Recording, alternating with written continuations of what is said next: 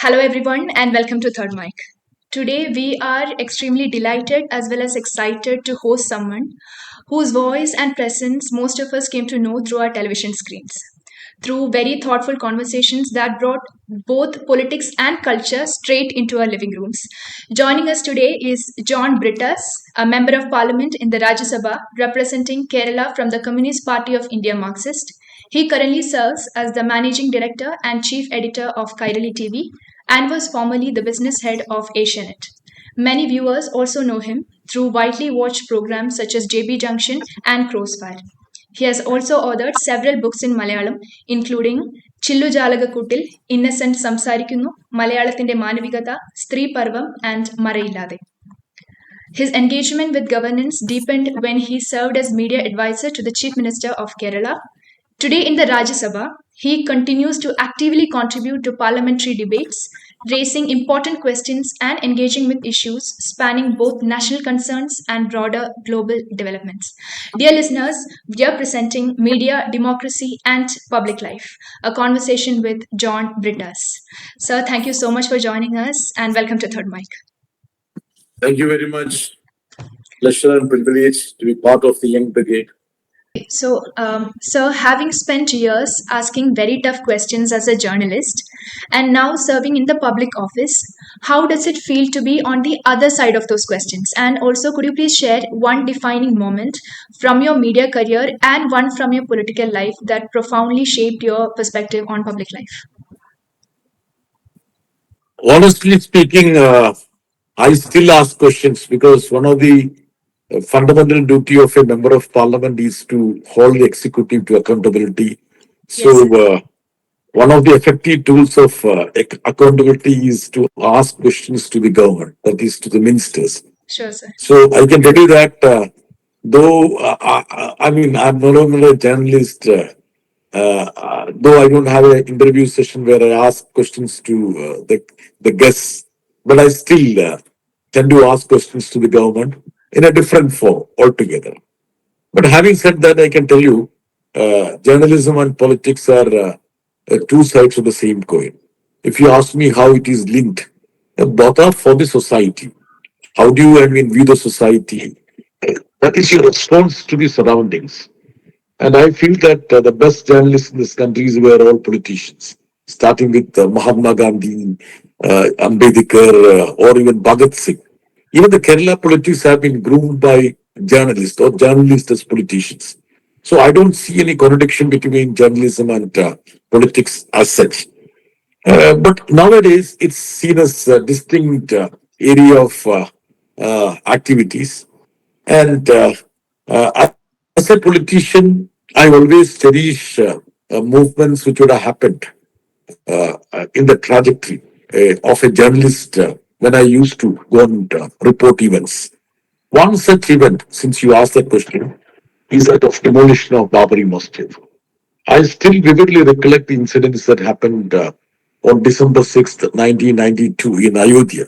I was there as a spectator or rather as a journalist to cover the incident. I never expected the Babri Masjid, which was a symbol of our secularism, which held high for more than 5 centuries, would be demolished.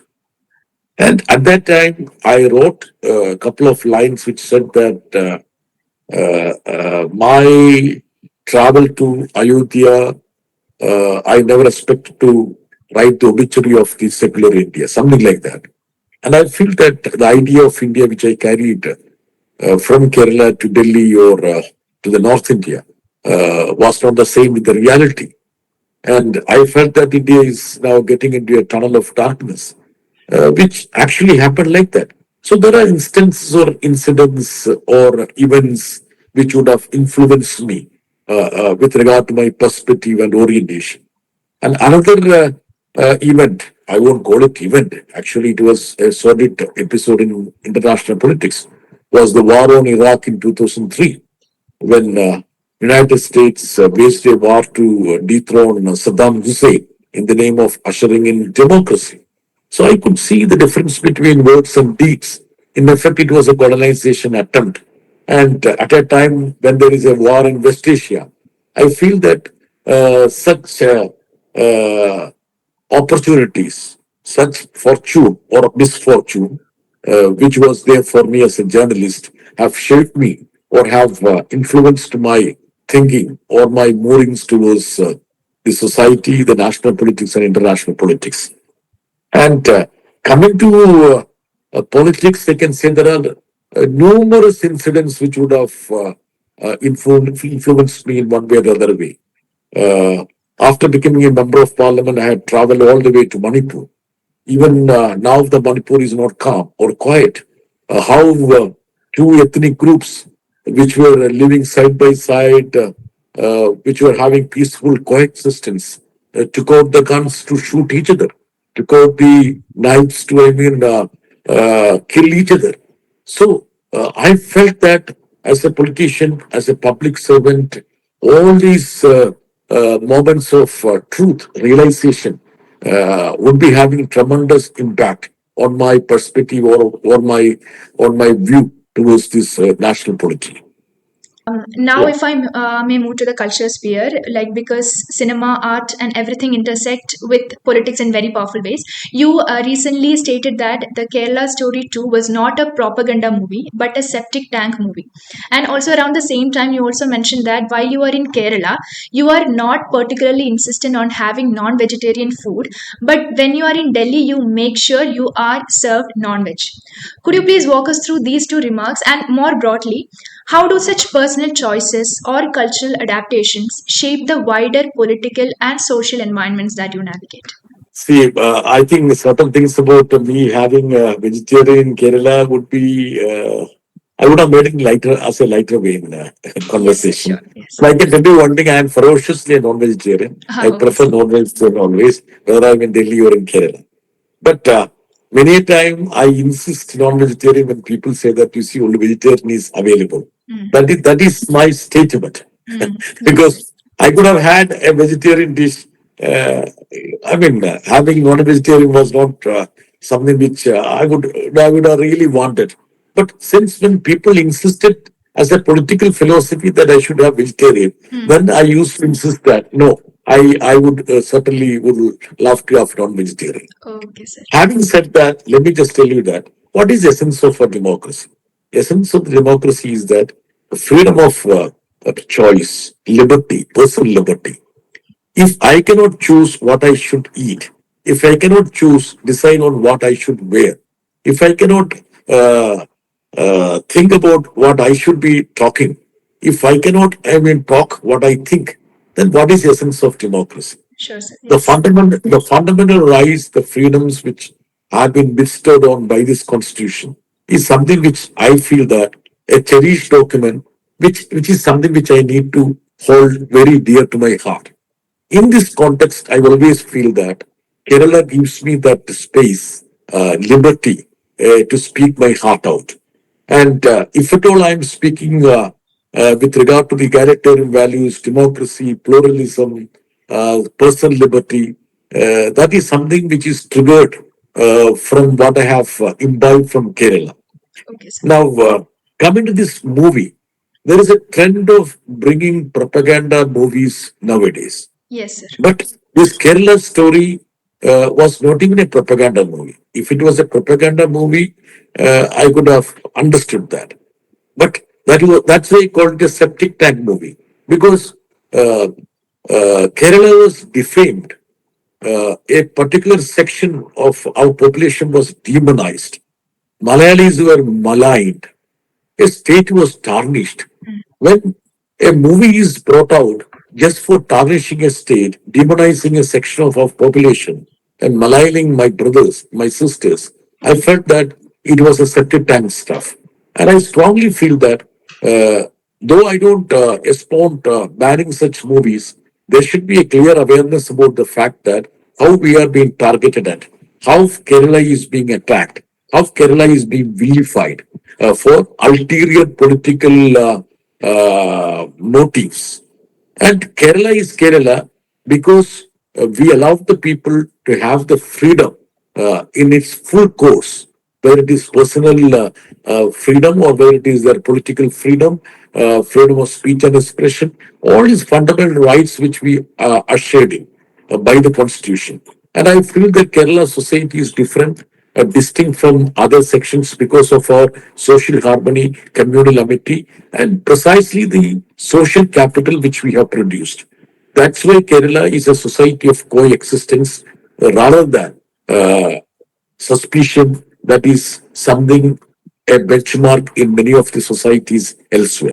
Okay, sir, that was fascinating. And also, your answer kind of highlighted the point of how we should be protecting our plurality.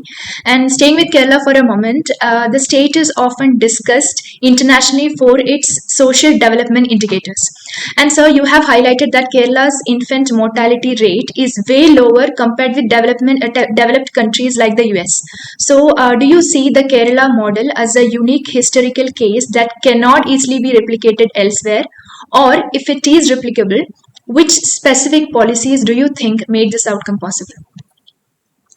See, I always stress on the Kerala model in the context of the very progressive, very optimistic social indices which we have achieved. As you rightly said, many of the parameters are at par with the Western countries, Western democracies. Uh, for example, the infant mortality. When 1,000 children are born, it's 5 in Kerala, whereas it is 5.6 in United States. And if you look at many of the North Indian states, it is more than 30 or 37.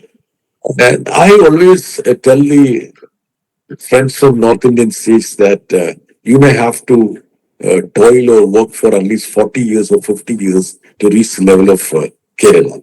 I wish that they also tread the line of Kerala because what has helped us to reach this level is investment in our social sectors like education, like health, etc.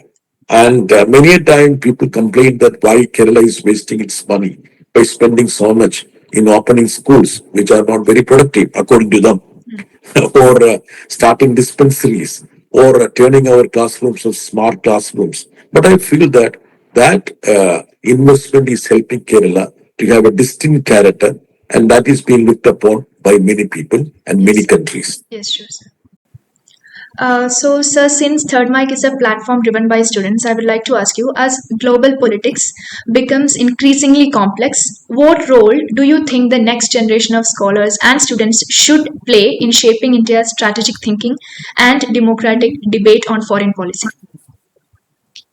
I honestly feel that youngsters, especially students, have a major role to play because see, the ideation happens at the university level. Yes, sir. Why there is an onslaught against institutions of higher learning?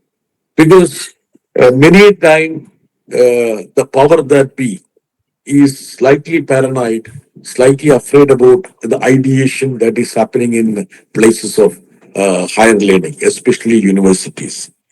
And many of the great ideas that would have groomed or influenced our polity, our society would have emanated from campuses. So, in that respect, I feel that the future of this world, the future of this nation, and our society rest on brilliant minds that will be coming out of colleges. And engaging with my youngsters, I always say that if you have a healthy mind, if you have a egalitarian mind, that would be much helpful, much more helpful than we having that sort of a mentality. Because the future rests on your brilliance. The future rests on your ideation, your collaboration, your thinking, your thought process, and your lookout to measure events and incidents that are happening elsewhere. Okay, so that answer was so reassuring. And we'll move to a final question. After decades of working in both media as well as politics, what is one thing that gives you hope about the future of Indian democracy? Though there is an all-around gloom, though many are pessimistic about what is happening in India, I am a perpetual optimist. I trust the people, and I feel that The resilience of the people would always make us to overcome those stumbling blocks which we are facing now. And India has got a great tradition in the sense we have rich diversity and rich cultural fundamentals, which would essentially help us to tide over the crisis that is looming over us.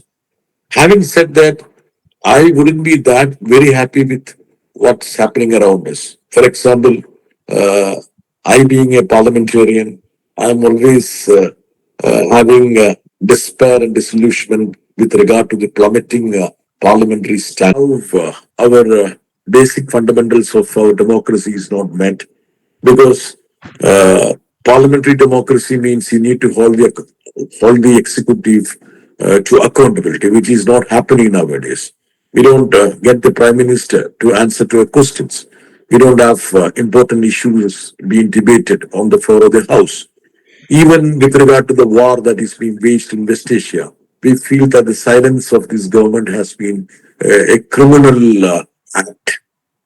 Even in 2003, when there was a war waged in Iraq, though there was a semblance of approval from the part of the United Nations, when Vajpayee was the prime minister, both the House of the Parliament passed a resolution condemning the war that was unleashed on Iraq, because we felt that Iraq was an independent sovereign nation, and the act of war by United States was an act of aggression. But nowadays, you don't see such active response to situations that are emerging in the global politics or even national politics. So, having said that, I have immense trust in the resilience of the people, common man. I'm not. I'm also critical about what are happening, especially from the side of this government. Still, as I emphasized initially, I have profound trust in the ability of the people to make sure that our democracy, our values are preserved, and our constitution is held close to our hearts. Okay, sir. With that, we are coming to a close. Thank you so much for sharing your thoughts, experiences, and insight. And it was a great privilege to host you on Third Mic. Thank you so much, sir. Thank you very much for being on your podcast. Wish you the best. Thank you, sir. Bye. Have a great Thank day. you. Thank you, sir. Bye.